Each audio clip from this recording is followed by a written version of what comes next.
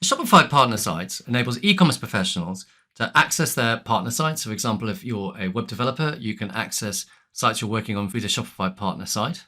You can develop themes and apps, and you can also earn commission if, for example, you introduce a site to Shopify. So once you become a partner, how do you get your client stores registered on the Shopify Partner site so you can access them directly? Once you've set up a Shopify Partner account, if you go to Stores,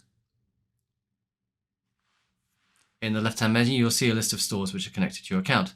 If you want to add another store, you click on Add Store, and then do request access to a store. Here you'll have to put the store URL in. If you get your client to log into the back end of their store, then the name will be part of the URL. So in this case, it's admin Shopify store 𝒀𝒏𝒏 Limited. So we take that and we put this in here where it says the URL. Then it says this merchant requires a collaboration request code before you can send them a request. So you need to ask your client for the collaboration request code.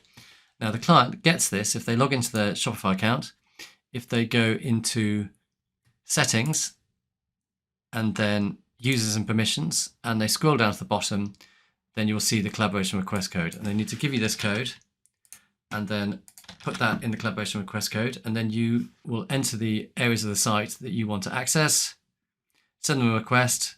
They will see this request under where it says collaborators, and then you can either accept it or you can deny their access.